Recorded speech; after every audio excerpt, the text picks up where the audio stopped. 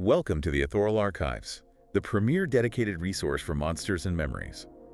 This channel is 100% focused on niche world's cult indie MMORPG. We exist to document the classic renaissance and help you survive the unforgiving world of Ethereal. If you're looking for a community that embraces the friction, the danger, and the lack of handholding, you have found your bind point. Good morning, good afternoon, and happy Friday, January 9, 2026. We made it through the first full week of the year. I really hope you have a fantastic weekend ahead of you. Hopefully one filled with some good gaming. Oh, absolutely. Maybe you're, theory crafting a new level 2 build, or maybe you're just enjoying the calm before the beta storm hits. Because, and I mean this, before we all gear up for March 1st, we have an incredible deep dive into some source material today.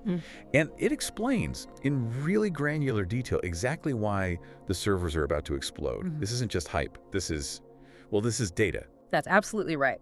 The core focus of our deep dive today is this latest industry report, a piece of research that is, frankly, essential for understanding the current state of the niche classic MMORPG market. And it's titled The Flight to Certainty. It is. And this report, it's meticulously compiled. It documents the massive and I'd say accelerating player migration, or what it calls a flocking phenomenon, towards monsters and memories, towards NNM. Right. But it goes beyond just noting that people are moving. It dissects the core attraction drivers, and it proves that this shift is not merely about, simple nostalgia for old game mechanics. It's something much deeper. It feels like a market correction, doesn't it? A profound psychological shift among dedicated players, driven by years and years of disappointment, a yearning for stability in their long-term gaming investments. Precisely. Our mission today is to unpack these drivers. We're going to analyze the report's controversial yet I think very accurate terminology. We'll figure out why players are choosing MNM as their permanent virtual home. And most importantly, we're going to understand the long-term implications of this move for the entire genre. We're essentially providing you, our listener, with the intelligence needed to really understand the foundational strength of Ethereal.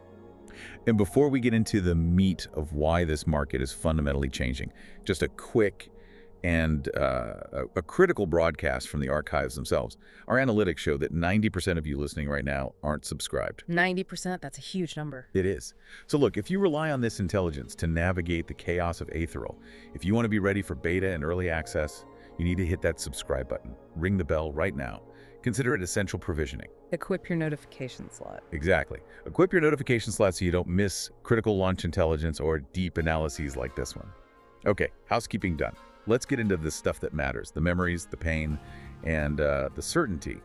I want to start with a moment of, let's call it unscripted reflection, a throwback to the fun, chaotic nature of the playtest last year. It's an anecdote I was reflecting on while reading this report because it just perfectly encapsulates the game's central thesis.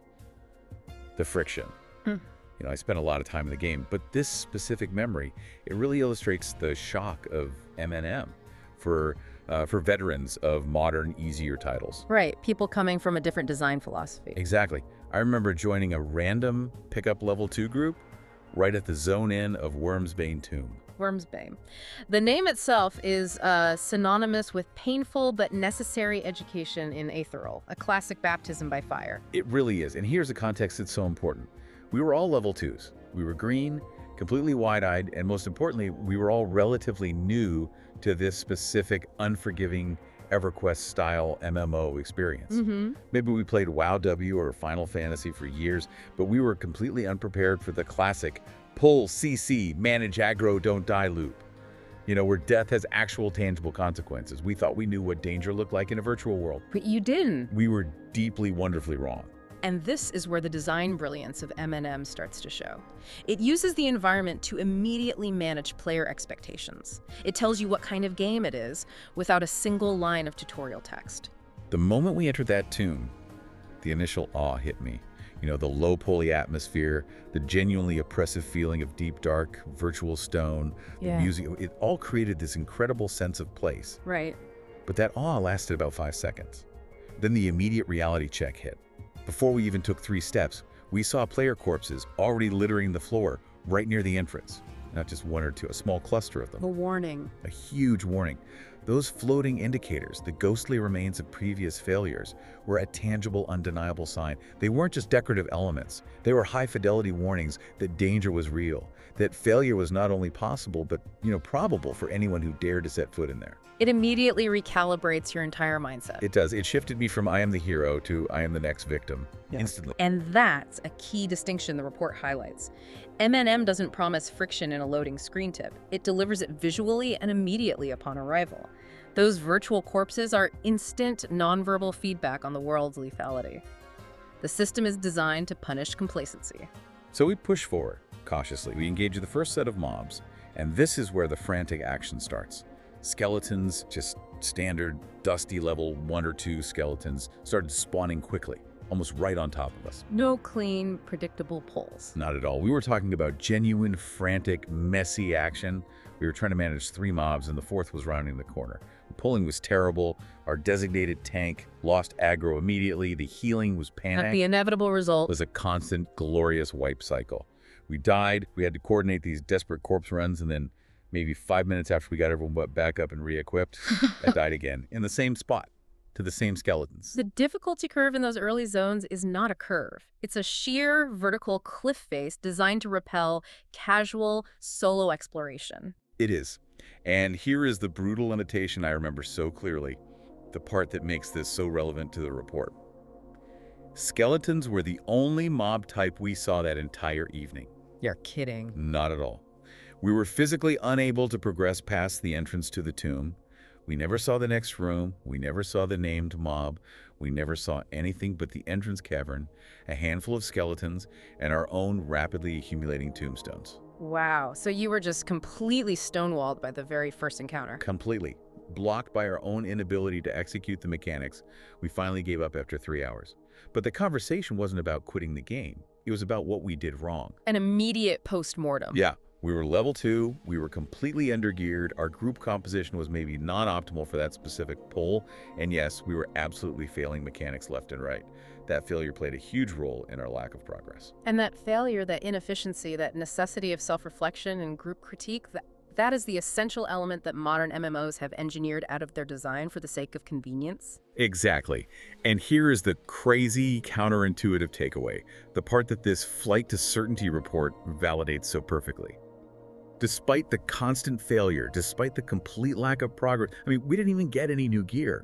And despite being stuck fighting the same 3 skeletons for 3 solid hours, it was still incredibly fun. And why do you think that was? Because of the shared, desperate struggle with complete strangers. We had to talk, we had to coordinate, and we had to rely on each other to even attempt to retrieve our gear. That visceral experience perfectly sets the stage for this deep dive.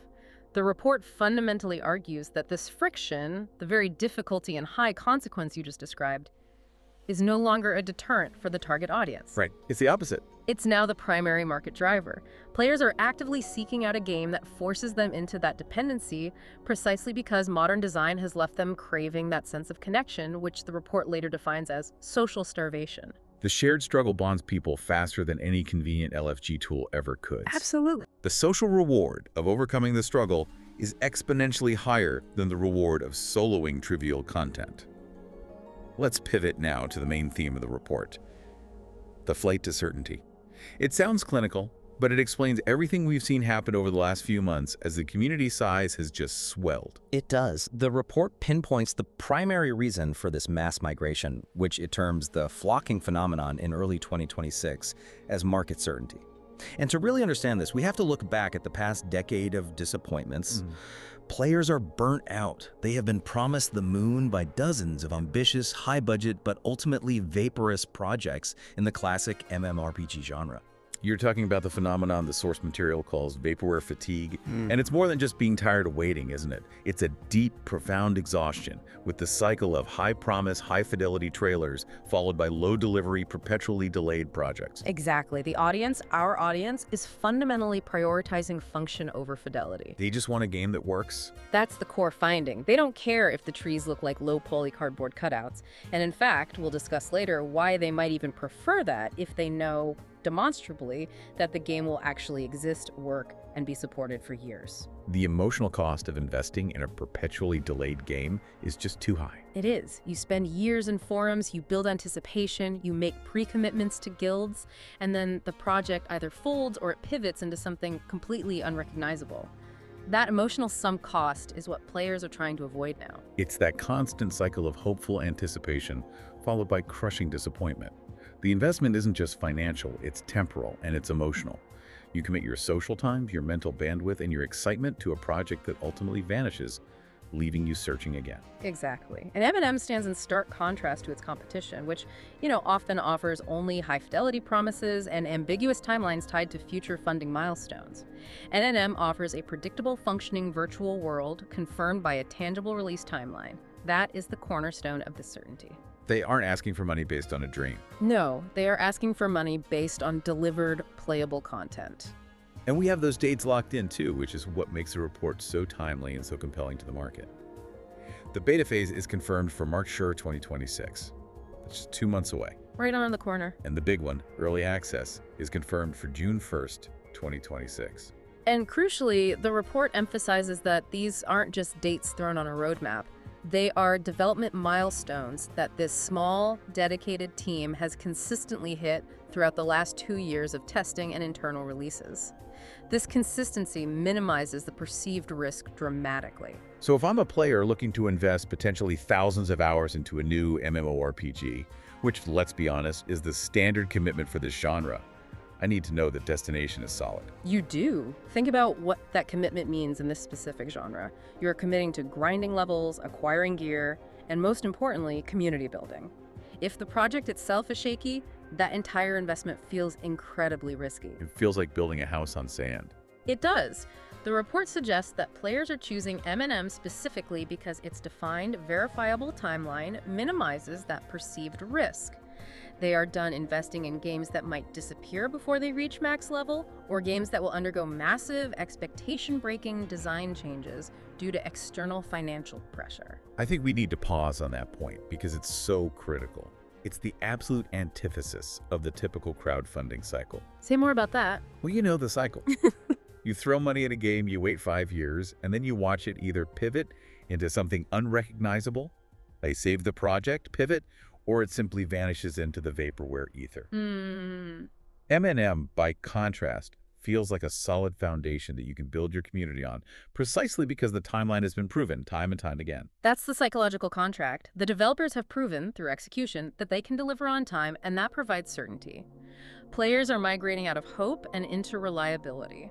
That reliability, as the report points out, extends beyond just the calendar. It moves directly into the actual playable world. Which brings us to the next core driver identified, the staggering content density M&M already provides. Yes, especially when contrasted with what the sources refer to as empty geometry in some competing titles. Okay, let's unpack that. When we talk about content density, what are we really measuring? We are measuring the substance of the world. In a classic MMO, you need things to kill, things to discover, and things to explore. Content density is a player's assurance against boredom, against the grind becoming meaningless repetition in vast, beautiful, yet ultimately empty spaces. And this isn't just about the quality of the zones, right? It's about the sheer quantity and the rate in which they're delivering it. Yeah. The report calls it content velocity.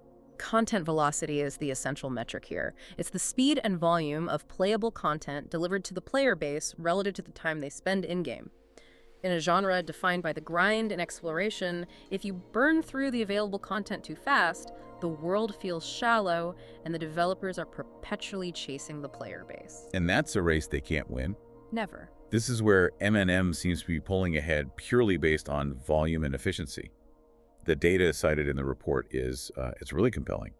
M&M currently features 15 plus fully populated zones in its alpha state. And let's be clear about what that means. That is playable, functional content right now, not just concept art or untextured landscapes where mobs will be added later. These are places you can go die in and get loot from today. Exactly. And the launch target isn't minor. They are aiming for 20 plus zones for the early access launch in June.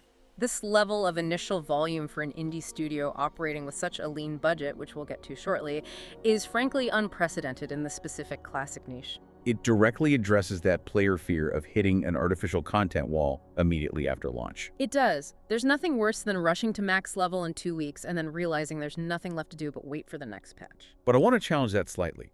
20 zones sounds great, but if they are all just huge fields with 3 unique mobs each, that volume is meaningless. Is this just empty geometry spread across 20 maps? That's a critical question, and the report preempts it by drilling down on the qualitative difference using specific density metrics. They use the zone Fallen Pass as a prime example of high entity density and depth of experience. Okay, so tell us more about Fallen Pass. What do those density metrics actually measure in practice? They track several things: unique spawn points, specialized pathing behavior for different mobs, unique item drops, and crucially, the named entity count. The named mobs, the Well, things people actually hunt for. Right. And Fallen Pass, according to the report's analysis, boasts 65 plus named mobs and 3 distinct raid bosses. Wait, 65 named mobs? In a single zone? 65. And that's not including the raid bosses. That concentration is insane, and it speaks to the diversity of hunting grounds and the longevity of the zone as a relevant progression spot. How so? Well, in many modern MMOs, zones are designed for a vertical progression. You enter, you do the quests, you level up, you finish a storyline, and then you leave and you never come back. But 65 named mobs suggests something different. It suggests horizontal progression. Precisely. It means the zone remains relevant long after you've outleveled the core trash mobs. These named mobs often tie into specific specialized item quests, unique faction grinds, or rare crafting material drops. So a level 40 player might still have a reason to go back to Fallen Pass. Absolutely. They might return to hunt a specific level 20 named mob because it drops a crucial component for an epic quest chain, or a rare pattern that no one else has. That is the density players are looking for. It means the 15+ zones they are promising aren't throwaway content. They are permanent fixtures in the progression ecosystem. And this density is explicitly contrasted with competitors. The source context doesn't name all of them, but the critique is clearly leveled at titles like Pantheon and others, which have been criticized for having empty space. That term empty space is devastating. It is. It implies vast geometry without substance, without the things that make the grind worthwhile. High-value targets, specialized loot, and persistent danger. That's the core driver for players to stay, isn't it? If I'm going to invest 100 hours in a zone, I need assurance that those 100 hours will be filled with genuine, tangible activities and meaningful kills, not just running across a huge, beautiful, but empty field, waiting for a single boss to spawn on a ridiculously long timer. The report concludes that players are staying because the core loop, the essential mechanism of the genre, kill, loot, and explore, is fully functional and dense, not theoretical. It is proven content that has been tested, balanced, and is ready for consumption. And that just reinforces the market certainty we were talking about earlier. Completely. They know they are buying into a completed, if perpetually expanding, game world, not a prototype. All right, now we transition to the elephant in the virtual room.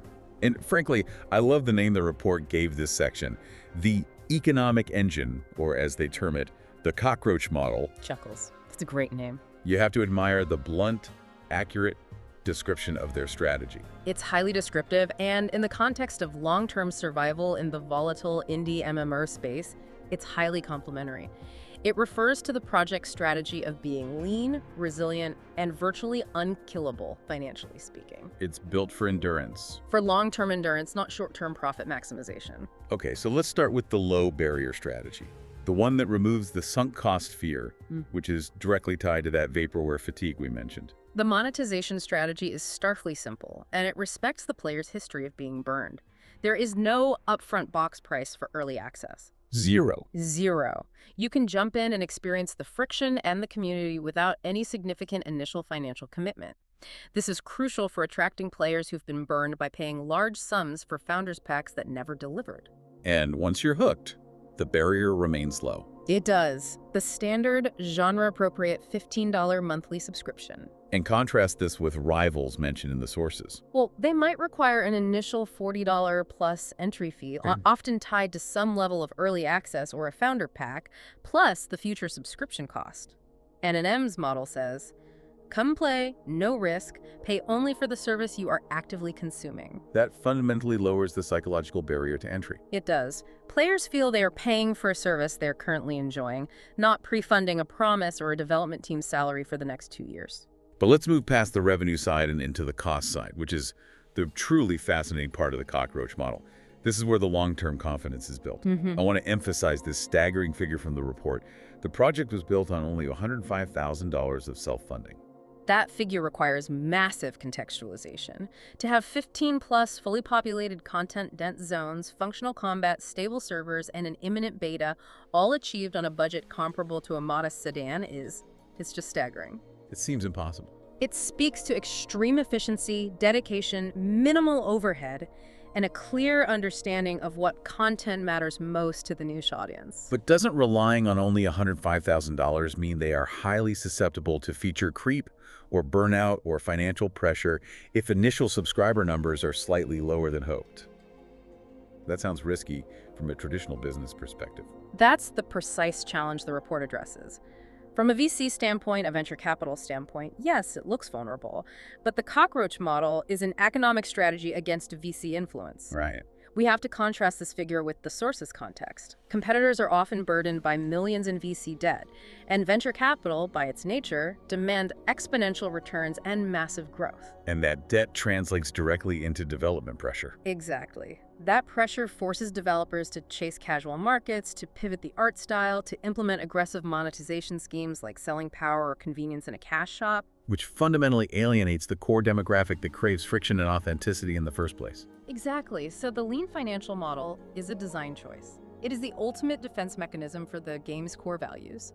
The $105,000 figure is their shield. So the economic engine isn't designed for hypergrowth. It's not. It's designed for long-term, sustainable endurance within a dedicated niche.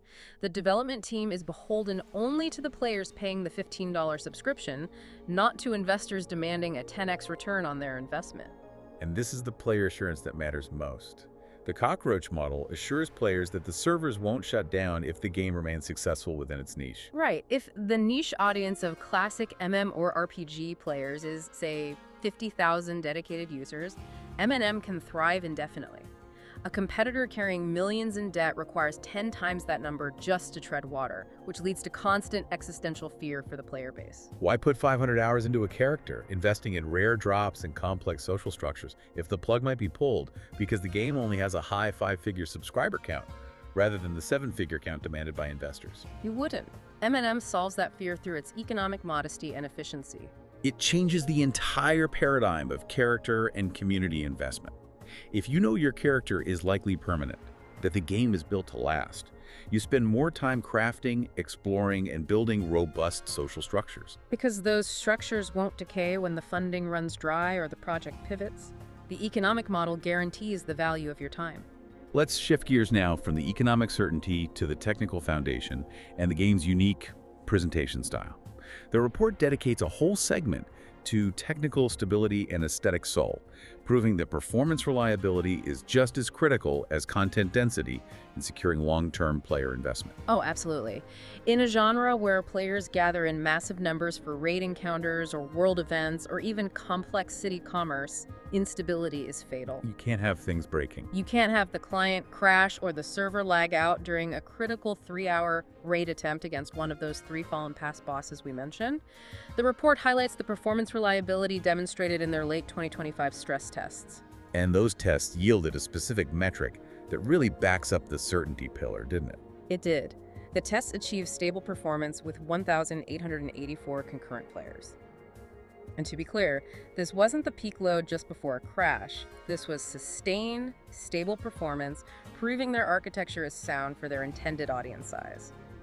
That number might sound small compared to, Fortnite, but in the context of this specific niche and its competitors, it's a massive accomplishment and a huge strategic advantage. It is. The report notes that 1,884 concurrent players is nearly quadruple the daily average of its main competitor as of January 2026. Nearly quadruple. Let's break down the significance of that.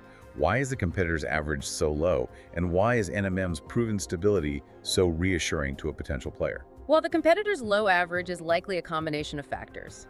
A dwindling population due to development instability, that Vaporware Fatigue again, and server instability itself.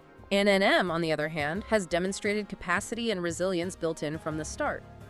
It assures the player that when early access hits in June and that flocking turns into a flood, the infrastructure won't immediately buckle. So technical stability reinforces that certainty pillar. It guarantees that the service you pay $15 for is reliably accessible.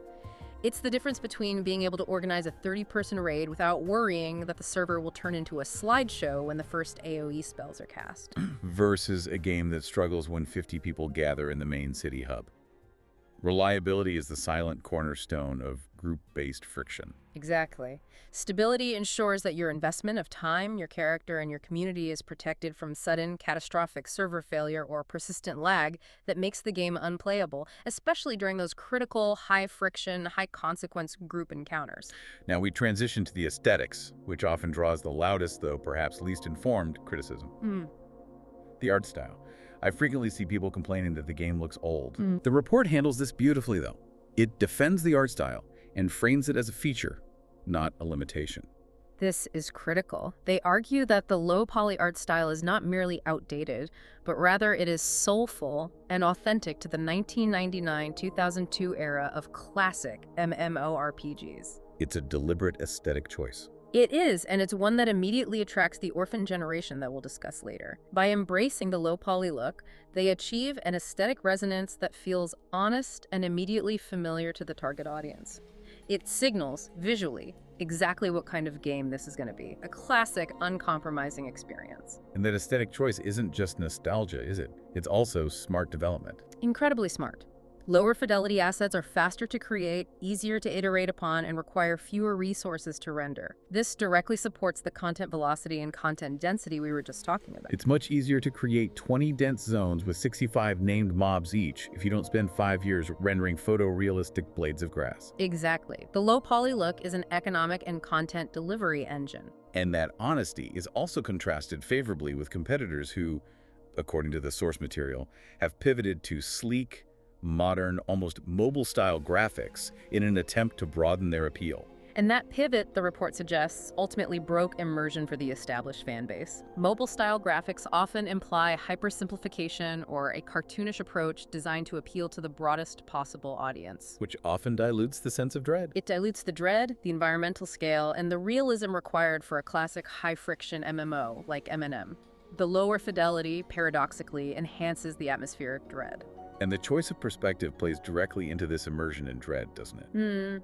The report specifically discusses the focus on a first-person perspective in combat and exploration. It does, and this is where a technical choice becomes a social mechanic.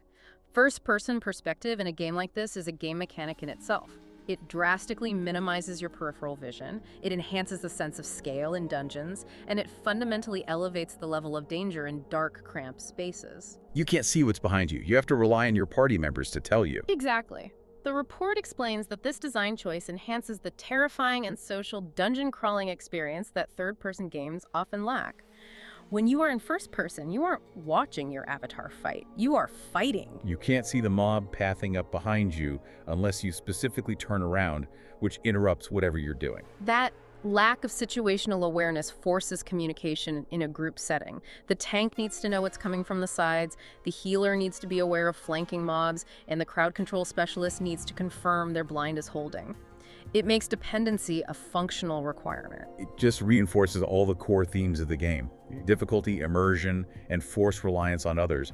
It's another subtle choice that minimizes player convenience to maximize atmosphere and ultimately collaboration. Yeah. And that emphasis on dependence is the perfect lead-in to the final and perhaps most profound pillar of the M&M migration, the social necessity, or what the report powerfully terms social starvation. This is the core reason people are migrating, not just from the failed promises of indie MMOs, but from the successful, massive titles of the last 2 decades. This concept is incredibly insightful, and it resonates deeply with the core player base. The report suggests that many modern MMORPGs, in an effort to appeal to the widest market possible, are designed to be entirely solo-friendly. You can do everything alone. Everything. You can progress, see the story, and achieve maximum level without ever typing a single word to another soul. The convenience is a lie, isn't it? It's a convenience that leads directly to player isolation. It causes this social starvation, where players are in a massive multiplayer world, but they are emotionally isolated, they aren't needed by the system. If you can solo everything, then you are fundamentally disposable. Right. And the people around you are just parallel players, not collaborators. Consequently, you don't form lasting bonds. Why would you? M&M fundamentally reverses this trend. It is designed from the ground up to be inefficient, painful, and often impossible for solo play. It forces you to need people to progress efficiently. The underlying mechanics are harsh, and that harshness acts as a catalyst, reinforcing reliance on others. Let's revisit those harsh mechanics, the friction we talked about in the opening Wormsbane anecdote, and examine them through this lens of social engineering. These are the things that modern design often eliminates, but which M&M embraces as foundational elements of community. And we are talking primarily about corpse runs. Corpse runs are the ultimate forcing mechanism, and the report is right to focus on them. When you die, your gear is left with your body, potentially deep within a dangerous dungeon like Wormsbane. Retrieving that gear requires external assistance. It is often physically impossible to solo a dangerous recovery run, especially if you die to an encounter that requires a tank and a healer. Think about the emotional and logistical weight of that interaction. You are standing naked or minimally geared outside the dungeon. You have lost maybe 3 hours of progression time due to the wipe. You are utterly desperate to retrieve your gear. So you have to ask for help. You have to ask a stranger for help, usually a higher level player capable of sweeping the dungeon floor. That transaction, that vulnerability, that dependency, that necessity of asking a favor from a stranger is the spark of genuine community. And it creates a social debt. When a stranger risks their own experience and time to help you retrieve your body, you feel a genuine obligation, not just a fleeting thank you text and chat. That transaction is worth more than any reward from a daily quest. Infinitely more. And then there's forced grouping. The content is balanced such that it is incredibly inefficient, if not outright impossible, to solo most progression content, especially anything involving those dense named mob encounters we talked about. This mechanic ensures that the group finder, or the shouted LFG message in the city, is a necessity for survival, not an afterthought for efficiency. I think the report hit the nail on the head here. The core function of these mechanics is not simple difficulty. They are the artificial generation of social bonds that players are actively craving. The game is engineered to put you into a difficult situation. And then make the solution contingent upon the cooperation, loyalty, and empathy of another player. That's the genius of the design philosophy. The developers are using the system's friction, the difficulty, the risk, the time sink, to manufacture the very community engagement that other modern MMOs have to try to awkwardly inject via social hubs or trivial daily quest systems. And MM's mechanics demand collaboration, and therefore they demand lasting friendship and mutual reliance. And this demand for collaboration is the definitive reason for the migration. Players are flocking to M&M not for a game that caters to their convenience or minimizes their risk, but for one that challenges them into genuine, necessary community formation. They are looking for a virtual world where they are truly needed by others to survive and progress. That need is the antidote to social starvation. Well, we've covered a remarkable amount of ground today, pulling all these threads together from this comprehensive Flight to Certainty report. The analysis clearly shows this is a rational, data-driven migration, not just a wave of nostalgia. Not at all. To quickly summarize the core pillars of M&M's success that we've identified in this deep dive. It starts with market certainty, driven by the solid, proven release timeline and the deep exhaustion of Vaporware Fatigue among players. Right. That certainty is then backed by verifiable content density 15+ functional zones right now, avoiding the empty geometry trap of its competitors. And this entire enterprise is secured by the economic stability of the controversial but brilliantly effective Cockroach Model low-risk entry, high assurance of long-term server longevity, because the developers aren't beholden to massive VC debt. And finally, the entire experience is cemented by forced social necessity, which weaponizes friction corpse runs, difficult grouping to combat player isolation, and the modern plague of social starvation. And this combination leads to the report's final profound finding. Monsters and Memories has become the de facto sanctuary for the orphan generation of MMORPG players. The orphan generation. These are the players who grew up with the genre, watched it pivot away from its core values of friction and community, and now demand a functioning virtual world built on those old, enduring rules. They demand a place where their effort and the bonds they form are permanent. They weren't looking for the WoW killer or the next big market disruptor. They were just looking for a home built on a solid foundation where their struggles mattered. And based on all the evidence, they found it. Thank you for diving deep with us today into the market dynamics of this classic renaissance. If you appreciate this analysis and want to see more content breaking down the strategy and success of this new era of classic MMOs, please remember to subscribe and hit the notification bell. It really does help grow the community. It does. We need your help to keep the classic spirit alive. Share this channel with your guildmates, especially those who are still looking for a new bind point and seeking certainty before the beta hits. We are rapidly approaching a massive influx of new players, and we need to be ready. And as you head into your weekend, whether you are logging into Ethereal or spending time with your current game, I want to leave you with one final thought. It builds on the relationship between friction and long-term character investment. Okay. If the economic certainty of the Cockroach model ensures the servers won't shut down for a decade or more, how does knowing that your struggles and social bonds are a permanent, guaranteed part of the game's design change the way you value your time spent in Ethereal compared to a game designed for fleeting solo gratification that can be removed with the next patch or the next quarterly earnings report? That permanence changes everything. It does. Something profound to mull over this weekend. We will see you next time.